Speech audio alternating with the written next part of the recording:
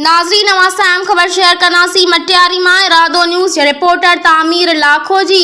मटियारी वेझो डेरोलाल में बलोचिस्तान जे इलाइक़े दरीजे में सरदार साले मोहम्मद भोताणी जे ज़रई ज़मीनुनि ते कब्ज़ो करण ऐं सवे माण्हुनि ते कूड़ा केस दाख़िल करे गिरफ़्तारियूं करण ख़िलाफ़ उडेरोलाल स्टेशन, भाऊ खान पठान, उडेरोलाल विलेज जी छुट्टा बिरादरी, आकलानी बिरादरी, खासकेली बिरादरी ऐं बारीजा बिरादरी जे सवे माण्हुनि जसकाणी चौक खां प्रेस क्लब ताईं एहतजाजी रैली कढी प्रेस क्लब ॾाढो मुज़ाहिरो कयो।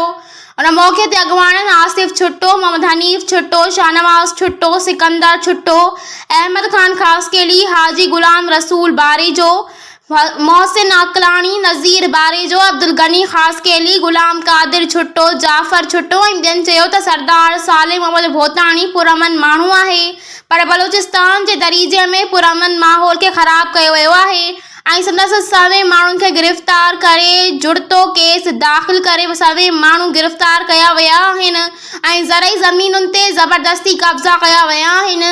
जेकॾहिं अहिड़ियूं हालतूं रहियूं त सिंध में एहतजाजी मुज़ाहिरनि जो सिलसिलो शुरू कयो वेंदो। अस्सलाम वालेकुम, मैं हूं आमिर हुसैन अल रहीम मार्केटिंग की तरफ से।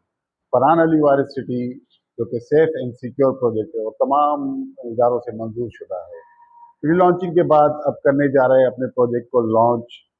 प्री लॉन्चिंग रेट्स जो कि 180 गज का प्लॉट 3,36,000 का था और उसकी इंस्टॉलमेंट थी 5,600 और अब करने जा रहा है इसको 5 लाख पे। और इसी तरीके से 120 गज का प्लॉट जो था वो 5 लाख का था जो कि अब होने जा रहा है 8 लाख का और उसकी इंस्टॉलमेंट रेट थे 8,500। प्रोजेक्ट पर डेवलपमेंट का काम बहुत तेज़ी से जारी है, तो आज ही अपना प्लॉट जल्द अज जल्द बुक करवाएं 1 जून से पहले और अपना फ्यूचर सेव करें, अपने बच्चों का फ्यूचर सेव करें। बहुत शुक्रिया, अल्लाह हाफिज़।